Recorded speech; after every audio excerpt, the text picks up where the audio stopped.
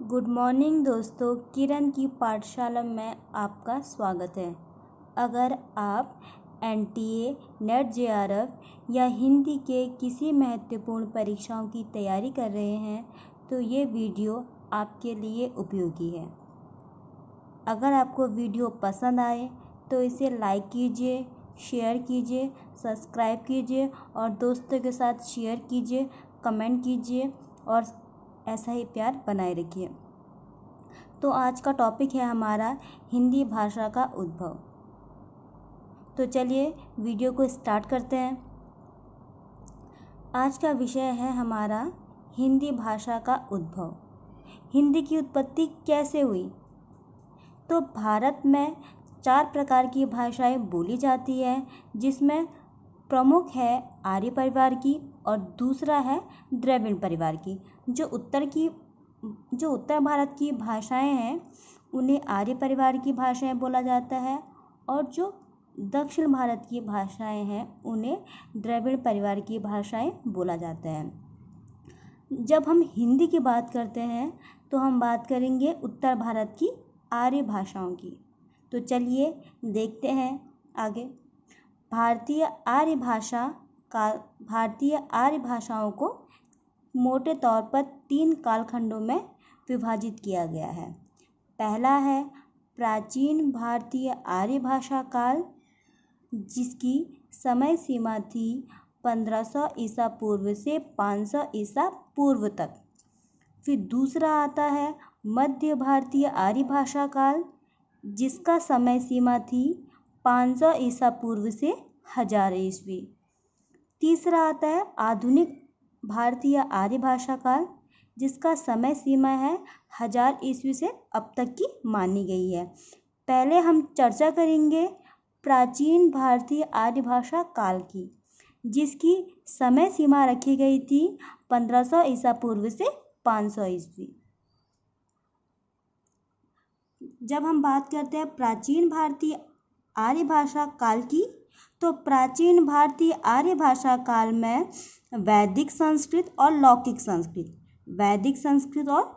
संस्कृत 2 भाषाएं थीं। जो वैदिक संस्कृत थी उसमें वेद, उपनिषद, ब्रह्म ग्रंथ आदि अनेक धार्मिक ग्रंथ लिखे गए थे। ठीक है। जब भाषा क्या होती है, क्लिष्ट हो जाती है, जब भाषा को व्याकरण के नियम जो होता है वो जकड़ लेते हैं, तो भाषा क्या होती है, कठिन से सरलता की ओर बढ़ती है। तो इस प्रकार वैदिक संस्कृत के बाद क्या आई, लौकिक संस्कृत आई। लौकिक संस्कृत में रामायण, महाभारत आदि धार्मिक ग्रंथ लिखे गए। जो प्राचीन भारतीय आर्य भाषा काल था, इस समय की विशेषता यह रही है कि इस समय की भाषा कैसी थी, योगात्मक थी।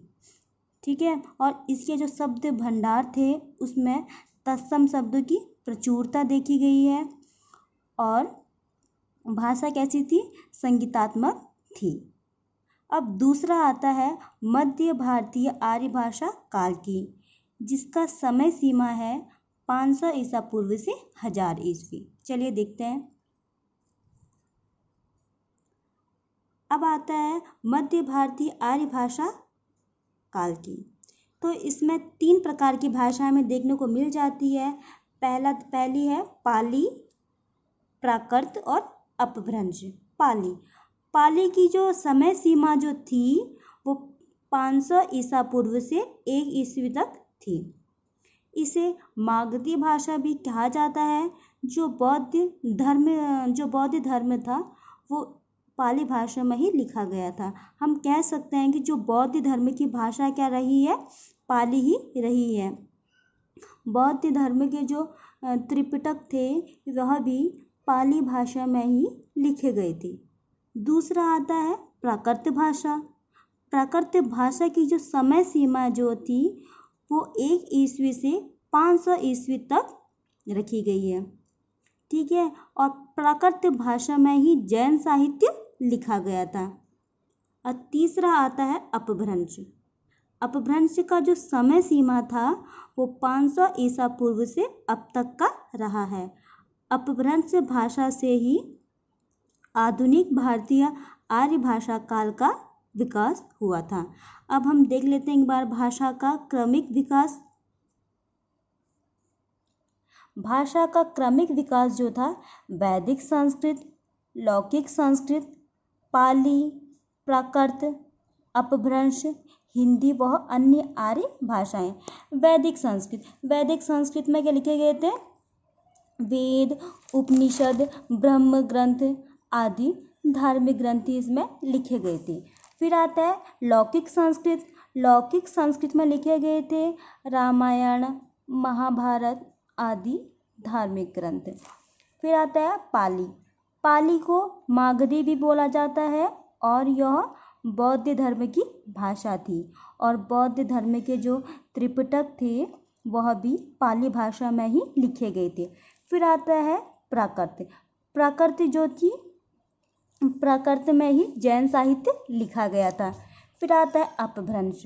ठीक है, अपभ्रंश का हम शाब्दिक अर्थ ले सकते हैं जब भाषा जो होती है सुसंस्कृत न रहकर आम बोलचाल की हो जाती है तो हम उसे ही अपभ्रंश कहते हैं। और अपभ्रंश के क्षेत्रीय रूपों से ही आधुनिक आर्य भाषाएं और हिंदी का उदय हुआ था। इस प्रकार हमने देखा कि हिंदी का उद्भव कैसे हुआ। ठीक है, तो अगर आपको वीडियो पसंद आए तो लाइक कीजिए, शेयर कीजिए, सब्सक्राइब कीजिए, कमेंट कीजिए और दोस्तों के साथ शेयर कीजिए। ये मेरा पहला वीडियो है। अगर आप ऐसी वीडियो देखना चाहते हैं तो इस चैनल को सब्सक्राइब कीजिए। धन्यवाद, थैंक यू। मैं आपके लिए ऐसी वीडियो लाते रहूँगी।